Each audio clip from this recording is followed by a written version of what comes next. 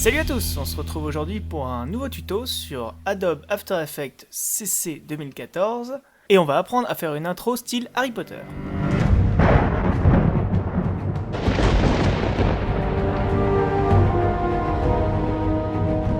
Alors pour commencer, on va créer une nouvelle composition. Donc on est en composition, nouvelle composition.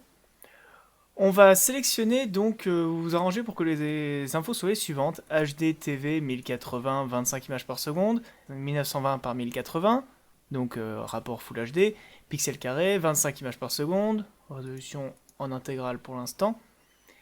Et durée, on va prendre une durée de 10 secondes, disons. Ouais, 10 secondes. On valide. Vous avez une nouvelle composition qui s'est ouverte donc dans After Effects. Votre composition apparaît ici et là.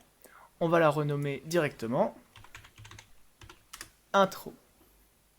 Donc vous pouvez activer ou désactiver la transparence. Pour l'instant, on n'a rien dans notre composition. Alors, ce qu'on va faire, c'est qu'on va commencer par créer une caméra. Dans Calque, caméra. Vous allez prendre les paramètres prédéfinis à 50, 35, allez, 35 mm. C'est des paramètres en fait de focale.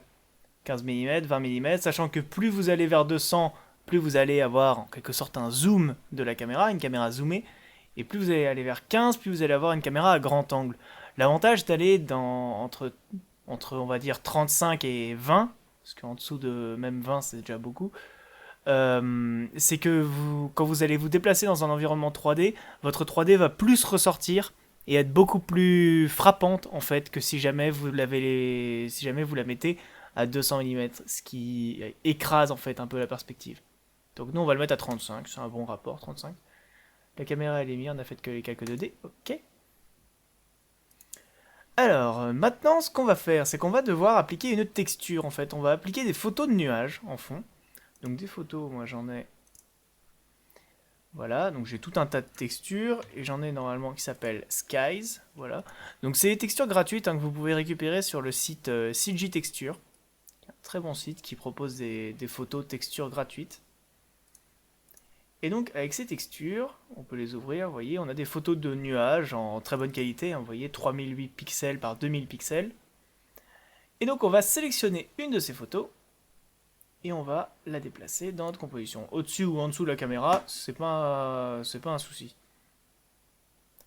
Le truc, c'est que vous voyez que là, on a notre caméra, on a beau la bouger comme on veut, elle n'aura aucune incidence sur notre calque ici. Parce que notre calque est actuellement en 2D. Donc ce qu'on va faire, c'est qu'on va le passer en 3D. Et ça, il suffit de cocher le petit cube qui est là. Et on le transforme en calque 3D. Vous avez vu, on a ce petit gizmo qui est apparu là pour contrôler l'axe de profondeur, de longueur et de hauteur. Et là maintenant, si jamais vous sélectionnez votre caméra et que vous appuyez sur C, vous allez donc avoir possibilité de bouger votre caméra dans un environnement, enfin votre calque dans un environnement 3D. Alors cet outil C, donc qui vous fait apparaître la petite caméra, que vous pouvez aussi retrouver là en haut, outil caméra unifié. Il a trois options différentes. Avec le bouton gauche de votre souris, vous faites pivoter votre caméra. Avec le bouton de droite, vous la faites avancer et reculer. Vous ne la faites pas zoomer, vous la faites avancer et reculer, c'est bien différent. Et avec le bouton central, vous la faites déplacer latéralement. Et tout ça, ça va nous servir pour réussir à la placer ensuite rapidement dans notre environnement. Alors, on a notre premier calque ici. On va déjà commencer, dès le début, par mettre la position de notre caméra, le mouvement de notre caméra. Alors, on va pour ça aller sur caméra, appuyer sur P, et on a position qui apparaît. On va même aller plus loin que position, parce qu'il y a souvent des petits problèmes avec les caméras. On va faire des keyframes pour le point ciblé, la position, l'orientation et les rotations X, Y et Z. Comme ça au moins on est sûr de ne pas avoir de surprise. Et ensuite donc là on a notre point de départ. On pourra même d'ailleurs rétrécir un petit peu notre calque. Voilà. Et on va faire avancer notre caméra sur... j'ai mis une séquence de 10 secondes, mais 10 secondes c'est peut-être un peu beaucoup. On va peut-être la faire avancer sur 7. Allez, 7 secondes. Hop, vous appuyez sur N pour fermer votre zone de travail. Ça veut dire que ça vous fera le rendu que sur la zone qui est ouverte ici. C'est très pratique. On va faire avancer notre caméra. Donc on va bouger sa position, soit avec le bouton droit. Ah, il faut bien sélectionner et appuyer sur C, sinon ça nous fait des surprises. Soit avec le bouton droit, bouger comme ça, et vous voyez que ici ça nous fait bouger la position de la caméra. Ou sinon, tout simplement, hop, désactive-toi, tout simplement en la bougeant comme ça. Voilà. Et donc là, on a un mouvement de caméra entre notre premier point et notre deuxième point. Si jamais je vous ai demandé de mettre des keyframes sur toutes les autres options, c'est tout simplement parce que si jamais vous allez vouloir faire pivoter votre caméra, lui affecter une rotation par exemple, je sais pas moi, une rotation comme ça par exemple, si jamais vous voulez qu'elle penche légèrement sur le côté en avançant. Ça dépend de vous. Mais après, c'est mieux par sécurité au début de mettre une keyframe partout. Comme ça, au moins, on a la caméra telle qu'elle est au début. Et après, si jamais on retouche quelque chose, on sait qu'on peut retrouver la position d'origine en retournant sur cette keyframe là et en la copiant-collant à la limite à la fin. Voilà. Alors, on a notre calque. Bon, on est encore loin, loin, loin du résultat. Hein. Mais on a un premier calque qu'on va donc prendre comme calque de fond. On peut d'ailleurs le reculer un peu, parce que là il est à peu près. On va bien reculer et le regrossir légèrement. Hop là, pour qu'il tienne encore dans l'image. Ce qu'on va faire maintenant, c'est qu'on va en ajouter d'autres, pareil, en 3D. Donc on va en prendre là en l'occurrence, c'est lequel que j'avais mis d'ailleurs? C'était le 226, on a le 227 là par exemple. On va le prendre, on va le mettre par-dessus. Et donc même problème hein, que le précédent, si jamais on ne le passe pas en 3D, vous voyez, la caméra n'a absolument aucune influence sur lui. Donc on va le passer en 3D. Et maintenant vous voyez qu'il bouge en même temps. Mais ce qu'on veut, on veut pas qu'il passe comme ça devant la caméra et qu'il apparaisse comme une image. Ce qu'il faut, nous, c'est qu'il se mélange avec le fond. Et donc pour ça, on va le sélectionner. On va prendre dans les outils, masquage par extraction. Le masquage par extraction, s'il est bien réglé sur la couche luminance, ça va nous permettre en fait de faire disparaître des zones de l'image en fonction de leur éclairage, si elles sont sombres ou claires. Et là, en l'occurrence, ce qui va nous intéresser, c'est de faire disparaître toutes les zones foncées de notre image. Regardez, hop, je la fais apparaître uniquement celle-là. Vous pouvez soit décocher le calque d'en dessous ou appuyer sur le rond ici pour l'isoler. Hop, on va faire remonter jusque là, mais là vous voyez c'est un peu trop net, c'est pas beau. On veut que ce soit plus flou, plus naturel que ça. Donc ce qu'on va faire, c'est qu'on va ensuite tirer le lissage en bas pour le ramener légèrement comme ça. Voilà. Et on va redécaler encore un peu celui-là parce qu'un nuage de base, c'est censé être transparent, très légèrement transparent. Hop. Voilà. Nickel. Et donc là, en fait, toutes les parties noires, vous voyez, si vous cochez ici la grille, toutes les parties noires, c'est les parties qui vont être absentes de l'image. Ce qui va nous permettre, quand on va décaler la caméra, de donner cette impression de profondeur en plus. Si jamais je la rapproche de la caméra, vous allez voir, c'est plus flagrant. Ah, rapproche-toi, voilà. Et là, en fait, vous venez de créer un calque, vous venez en fait de créer des nuages à partir d'une image en 2D dans un environnement 3D. Ce qui, comme le tutoriel précédent sur les effets de sortilège, ce qui permet d'être fait sur n'importe quel ordinateur puisque ça ne nécessite pas quantité de ressources. Donc ensuite, on peut réitérer l'opération, mais nous, on va aller plus vite parce que le but, c'est pas non plus de perdre trop de temps. On va copier notre calque.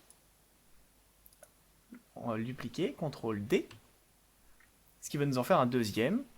Ensuite, vous allez sélectionner l'axe Z, appuyer sur W, faire apparaître l'outil rotation.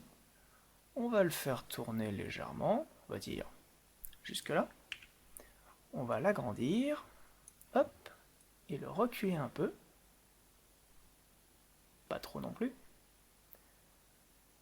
Je sais pas si je peux vous avoir une caméra de perspective pour que vous puissiez voir, voilà. Là, vous avez la vue, en fait, donc notre caméra est ici.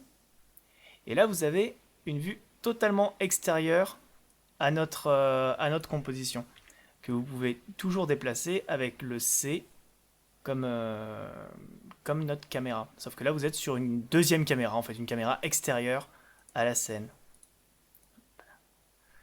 Et ça va vous permettre en fait de voir votre scène de loin, ce qui peut vous permettre de bien placer vos calques pour pas qu'ils se superposent les uns les autres. Hop là. Voilà. Là, vous pouvez voir que notre calque ici, il dépasse, il apparaît dans notre composition. Et pour éviter que ça nous fasse un trait net comme ça, on va appuyer avec G, prendre l'outil plume, et on va créer un masque en fait. Hop, hop, hop, hop, hop, hop. Un masque qui le détourne. Ensuite, vous allez sélectionner, appuyer sur M, fermer ou ouvrir les options, et on va arriver sur le contour progressif de notre masque. Et vous allez pouvoir jouer avec le contour progressif du masque. Vous voyez, et comme ça, vous allez le confondre avec son environnement. Hop, voilà. Comme ça, il est beaucoup plus discret. On va refaire rebelote. Hop, on va en mettre une troisième couche. Vue personnalisée.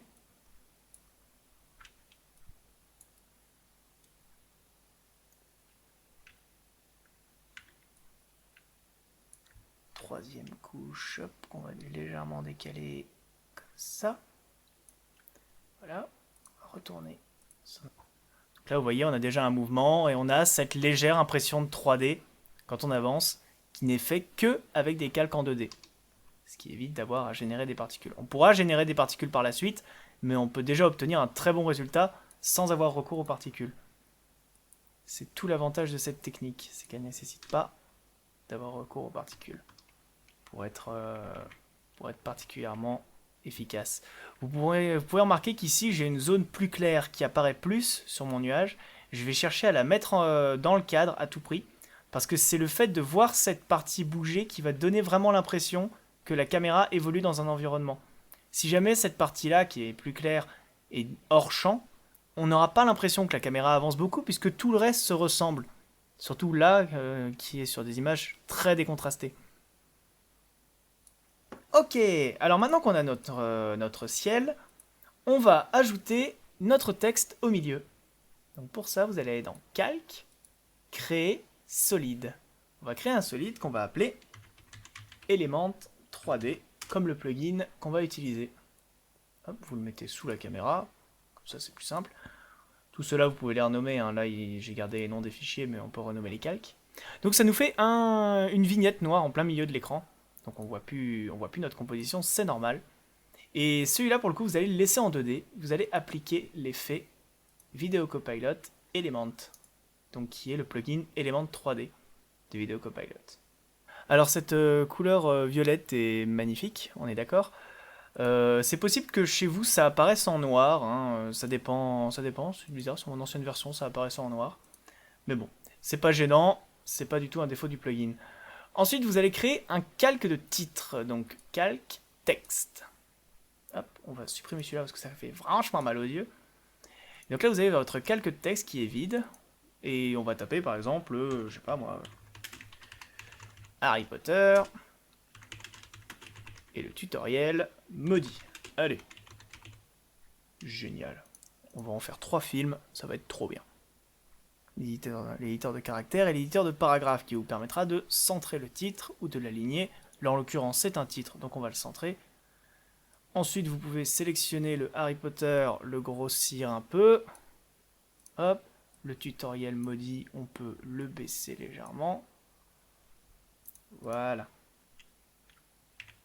Et on peut bien évidemment changer la police d'écriture ici. Hop, ensuite vous pouvez le grossir en l'étirant et en restant appuyé sur majuscule.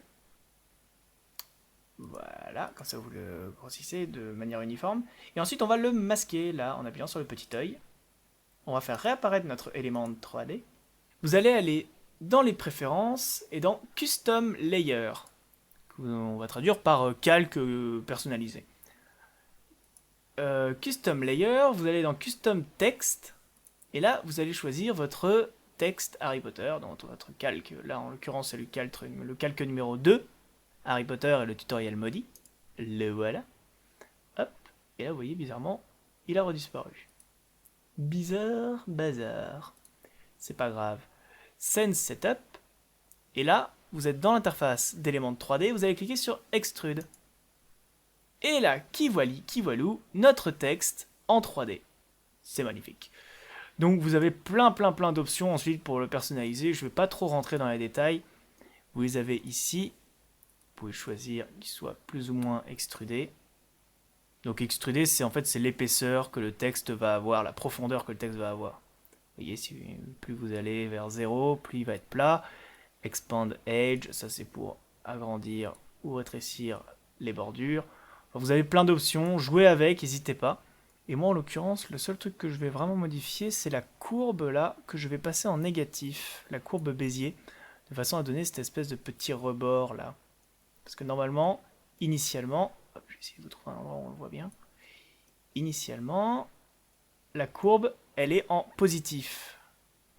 Si vous regardez ici, vous voyez que la courbe est en positif. Si jamais on passe le bevel curve en négatif, déjà si on l'amène à 0, ça va tirer un trait, ici, ce qui peut aussi être un effet recherché.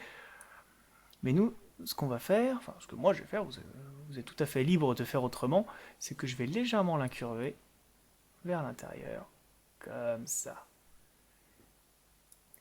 Ensuite, vous pouvez choisir bien évidemment la profondeur de votre extrusion. Vous voyez, si vous voulez qu'elle ressorte plus ou moins. En l'occurrence, on ne va pas la faire trop ressortir non plus. Mais ce que j'aime bien avec cette technique, c'est que comme ça, quand on va rajouter la lumière, on voit vraiment, il y a vraiment des contours qui vont apparaître partout sur notre texte. Bon, faire attention après, avec le texte du dessous qui est plus petit, que ce soit encore lisible. Ce qui n'est pas trop le cas ici. Bon, on a notre texte. C'est bien beau. Le truc, c'est qu'il est un peu blanc quand même. Donc ce qu'on va faire, c'est qu'on va aller dans Preset. Et là, vous avez des matériaux. Alors selon que vous ayez éléments de 3D avec ou sans le pack de matériaux Pro Shaders de Video Copilot, ça risque d'être légèrement différent pour vous. Je ne sais pas si... Oui, je ne sais pas si ça c'est prévu avec ou pas. Mais normalement, vous avez dans Pro Shaders, si vous l'avez installé, les textures métal. Et là, on a plein de textures de métal différentes qu'on peut appliquer juste en cliquant dessus et en les maintenant appuyés et en les déplaçant jusqu'à Bevel 1. Et voilà, on a une magnifique texture. Bon, celle-là en l'occurrence, c'est pas la plus jolie. Laquelle? Celle-là est pas mal. Ouais, celle-là est pas mal. Vous avez une magnifique texture donc de texte métallique. Après, ça dépend. Si jamais vous voulez par exemple plus vous inspirer du dernier film Harry Potter. Ah, celle-là est peut-être pas la mieux. Celle-là est un peu mieux. Vous voyez, elle a bien une texture rouillée, un peu décrépie, comme l'intro du dernier film. Vous jouez hein, avec toutes les possibilités du logiciel. Hein. Il y a plein de textures différentes, alors franchement, faites-vous plaisir. Voilà, donc là je vais ensuite valider. Ok. Et notre texte apparaît ici. Si jamais vous passez en vue personnalisée, vous avez votre texte ici en 3D. Donc vous pouvez ensuite aller dans éléments de 3D et bouger votre texte. Par ailleurs, même si jamais d'un seul coup vous vous dites que Harry Potter et le tutoriel maudit c'est vraiment un titre pourri et que ça fera jamais d'audience, ce qui est le cas, vous pouvez toujours retourner ici, hop, vous affichez votre texte, il faut aller dans la vue caméra 1, voilà, vous réactivez votre texte qui va apparaître, et vous pouvez encore le modifier. Par exemple là je trouve que il n'y a pas assez, il y a beaucoup trop d'écart entre les deux titres. Ah, et je veux les ramener légèrement. Hop, et ben voilà, là ça marche. Le truc c'est qu'il vaut mieux désactiver l'élément de 3D pour que le calcul se fasse plus vite. Voilà. Et donc là, vous pouvez réactiver l'élément de 3D, désactiver votre texte à nouveau, et votre texte a été modifié. Si par exemple vous trouvez que Harry Potter et le tutoriel maudit c'est naze, on va appeler ça Harry Potter et la citrouille malade. Harry Potter et la citrouille malade, ça aussi ça vend du rêve. Hop, et vous le désactivez, et votre texte a changé. Donc vous gardez encore un total contrôle sur votre texte. Et ça, c'est bien pratique. Alors, notre texte, qu'est-ce qu'il donne là? Il est un petit peu trop près de la caméra. Parce que quand la caméra va avancer, elle va passer entre. À moins que c'est ce que vous vouliez. Moi, en l'occurrence, c'est pas ce que je veux. Je veux qu'à la fin, quand il arrive ici, le texte soit au milieu de l'écran. Donc, je vais aller dans éléments de 3D. Groupe 1, parce que je ne sais pas si vous avez remarqué, hop, je retourne dedans. Là, on avait sélectionné le groupe de notre extrusion, notre texte. Notre texte répond donc aux caractéristiques du groupe 1. Donc, tout ce qui est là va contrôler notre texte. Et c'est très très pratique, parce que vous avez notamment sa position. Et là, en l'occurrence, c'est ce qui m'intéresse moi. Voilà, sa position dans l'espace. Vous pouvez le modifier en profondeur, en largeur, en hauteur. La seule chose en fait que vous allez rencontrer avec Element 3D, c'est qu'il ne fonctionne pas dans le même espace 3D que les calques d'After Effects. Et c'est là en fait le problème de ce plugin, c'est que là, même si jamais vous le mettez tout au fond, il va jamais passer à travers le calque qui est tout au fond. Parce que pour lui, il est par-dessus les autres calques qui sont là. Et c'est un petit peu le souci avec ce plugin, c'est qu'il faut réussir à tricher suffisamment, donc grâce à la vue de perspective, la vue personnalisée, il faut réussir à le placer, vous voyez là il est censé être tout derrière normalement. Donc nous on va s'arranger, on va le placer entre les deux. Voilà, il est placé entre les deux, admettons. Donc, je vais le descendre de façon à ce que, pour ma caméra, il soit aussi derrière les 3 premiers calques. Vue personnalisée, caméra 1. Bon, là, en l'occurrence, le dernier n'est peut-être pas nécessaire. Voilà, on va dire. On va l'avancer légèrement. Voilà. Et là, qu'est-ce que ça nous donne? Un texte Harry Potter et la citrouille malade. Et bien évidemment, vu la vitesse à laquelle ça zoome, ça va être... Hop, mettez-le en 1,5 pour que ça aille plus vite. Il va déborder, mon calque. Zut. C'est pas grave. Rien de grave. Hop. Vous pouvez bouger de position, mais si jamais la position vous plaît, admettons que là, la position, moi je la trouve très bien, cette position. Hop, je vais remonter un peu légèrement. Cette position me plaît, mais, vous voyez, à la fin, mon titre, il dépasse et je veux pas. Et bien ça, on va le faire dans Particle Look, et vous avez taille des particules, Particle Size. Et ça, en fait, ça va nous permettre de réduire la taille de notre texte sans toucher, en fait, à sa profondeur dans la composition. Oula. Et voilà, Harry Potter et la citrouille malade. C'est magnifique, c'est beau. Alors, là, on est quand même sur une image qui est relativement plate. On va essayer de rajouter un peu de lumière et surtout un étalonnage. Surtout qu'en fait, on a cette partie-là du calque là qui lui passe un peu devant. Donc, pour ça, pas de souci. On va légèrement le décaler par là. Maintenant qu'on sait où est notre texte et où il n'est pas, on peut encore retoucher. W pour faire pivoter. Hein. On peut retoucher la position de nos nuages sans aucun souci. Voilà.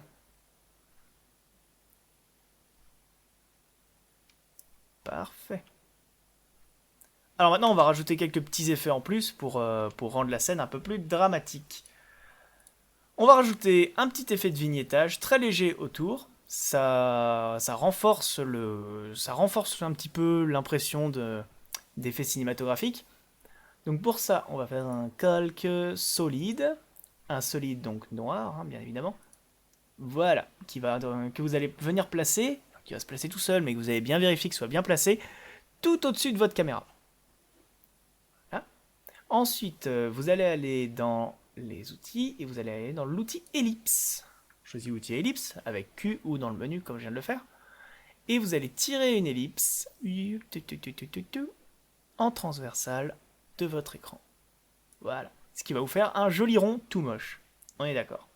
Vous allez ensuite ouvrir les options du masque, donc soit en l'ouvrant ici, soit en appuyant sur M et en ouvrant le menu déroulant. Et le calque qui est en addition, Donc attention, là c'est pas du tout un mode de fusion, c'est le calque en fait qui additionne, c'est-à-dire qui garde que ce qui est à l'intérieur du masque. Ce qu'on va faire, c'est qu'on va le passer en soustraction. Comme ça, il va supprimer ce qui est à l'intérieur du masque et garder que ce qui est à l'extérieur. Bon, pas beau, on est d'accord, pas beau. Ce qu'on va faire, c'est qu'on va changer le contour progressif. On va mettre un contour progressif de malade, aux alentours ouais, de 400, 500. Et on va repousser avec l'expansion du masque. L'expansion, ça va nous permettre de repousser ou de refermer. Hein. Mais en l'occurrence, nous, c'est plutôt repousser. Voilà. On va repousser le vignettage de façon à ce qu'il n'apparaisse vraiment que dans les angles. Voilà. Alors, ça paraît pas grand chose comme ça, mais cet effet de vignettage, ça peut vraiment aider à focaliser l'attention du spectateur sur le milieu de votre écran. Et ça, ça peut être très très très utile quand vous faites apparaître un titre. Il faut bien que les gens soient focalisés sur le titre, surtout si ça vous permet comme ça de faire des petites erreurs à droite à gauche. Puisqu'ils sont censés être focalisés au milieu. Alors, là par contre, on remarque que notre vignettage en bas, il n'est pas très très bien, donc on peut le remonter légèrement, hop, pour renforcer un petit peu, et le redescendre un peu là. Voilà. Qu'est-ce qui gêne encore sur cette image? Bah, grosso modo, enfin, moi en tout cas, ce qui me gêne, c'est que cette image est très très très décontrastée. Elle est très grisâtre en fait. Et on va changer ça donc en mettant un calque d'effet. Calque d'effet. Et vous avez plusieurs options qui s'offrent à vous. Alors vous avez la solution de simplicité avec l'effet Magic Bullet Mojo. Vous voyez, où presque tout est déjà tout fait. Vous n'avez plus qu'à retoucher 2-3 petits trucs. Voilà, augmenter un peu le contraste. On va bouger un peu la balance. La mettre légèrement par là et par là. Mais ça, c'est la solution de simplicité et on va pas se cacher, c'est pas drôle la simplicité. Donc, moi, je vais vous apprendre à le faire autrement avec d'autres outils qui sont inclus dans After Effects pour la plupart. Tout d'abord, on va prendre l'outil courbe. Hop, donc, effet, correction colorimétrique, courbe. Et donc, cet effet courbe, il nous permet de gérer de la luminosité, l'intensité, la concentration de chrominance en fait de nos couleurs RVB. On peut comme ça légèrement monter ce qui est clair, et encore que c'est pas trop nécessaire, on va plutôt monter ce qui est tout en haut, et on va surtout hop, vraiment écrêter les noirs. Voilà, on va vraiment créer cette ambiance sombre des intros d'Harry Potter en remontant les couleurs claires et surtout en baissant beaucoup les couleurs sombres. Vous pouvez voir la différence avant, après. Cette image a beaucoup plus de relief d'un coup, quand même. Par contre, notre texte, il commence à être un peu sombre. Alors là, on a plusieurs options. Hop, je vais renommer mes calques. Limitage. Étalonnage. Voilà. Alors, notre texte, il est un peu sombre. Alors, on a plusieurs options. Soit on va rajouter des lumières en 3D dans l'environnement 3D, ou soit on va mettre, pareil, un effet de courbe en dessous de l'élément de 3D, qui va donc venir influencer uniquement l'élément de 3D.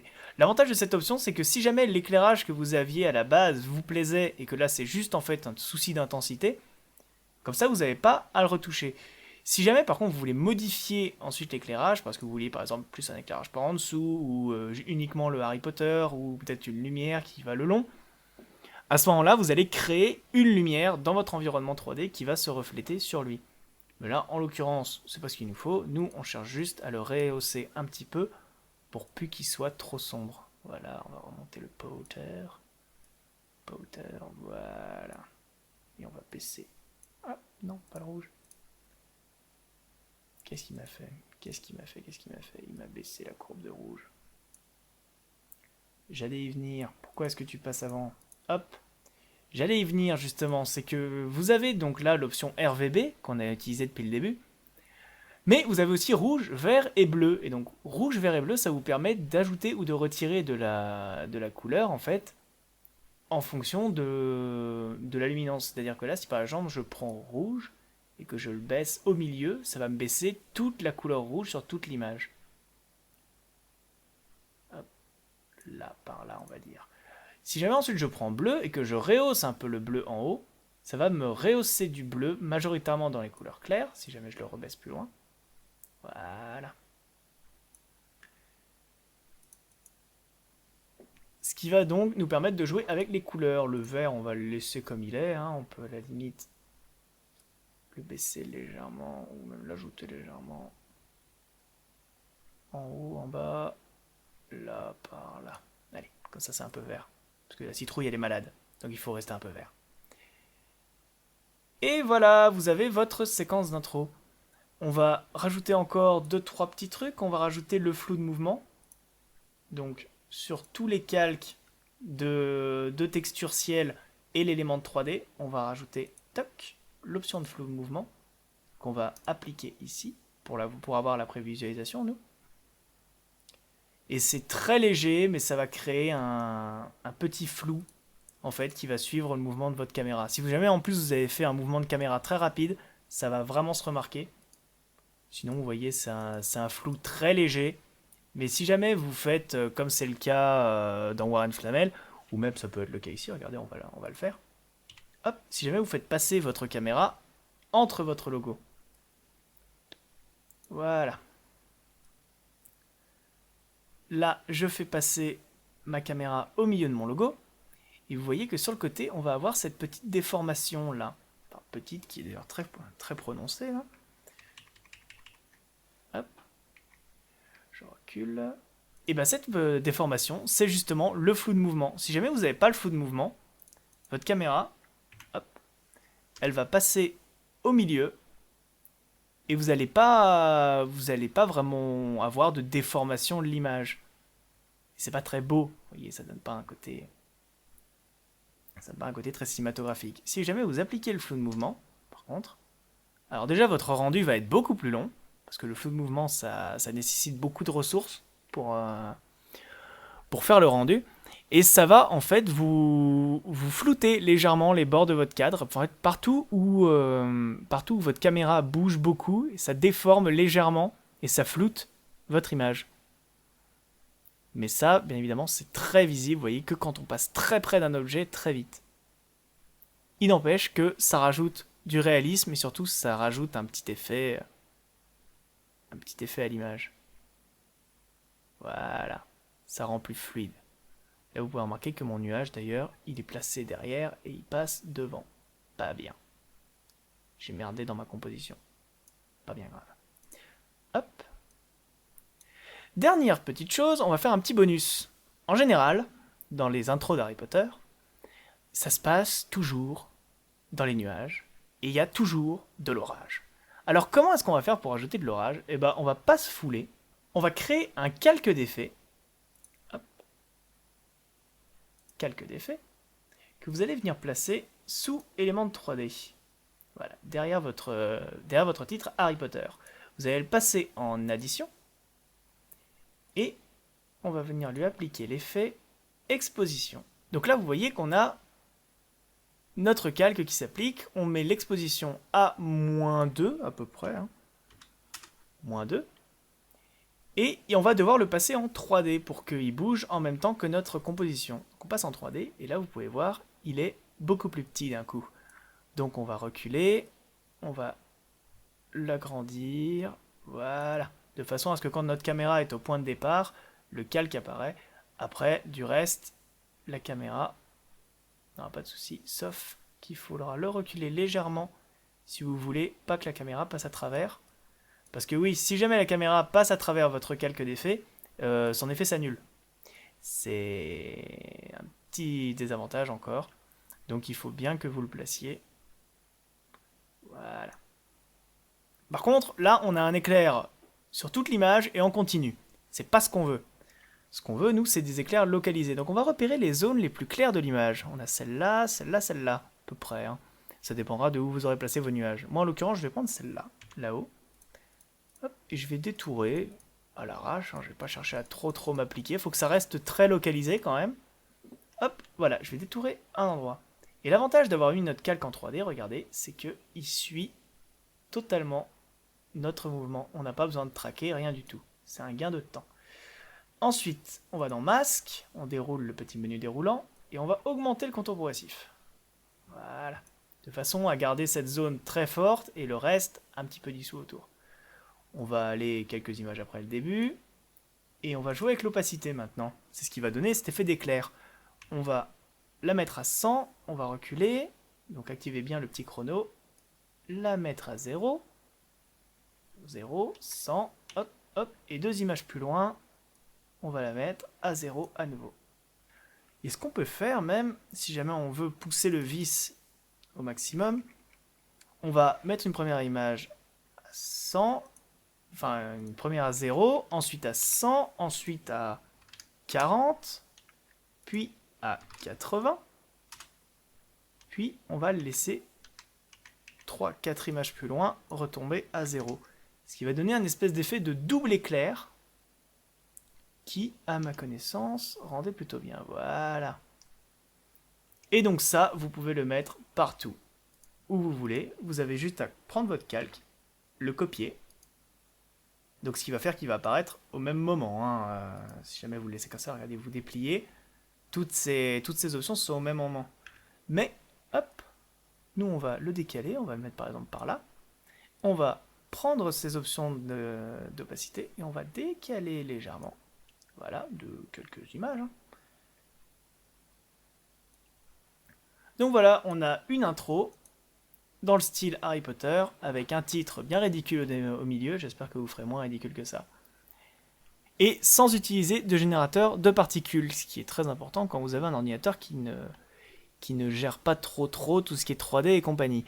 Après, on aurait pu, bien évidemment, rajouter un petit coup de particular pour voir plus de nuages bouger. On aurait pu. C'est une méthode parmi tant d'autres, en fait, pour faire ce genre d'intro. J'ai opté pour une méthode qui utilise le moins de ressources possible, tout en permettant d'être assez rapide quand même.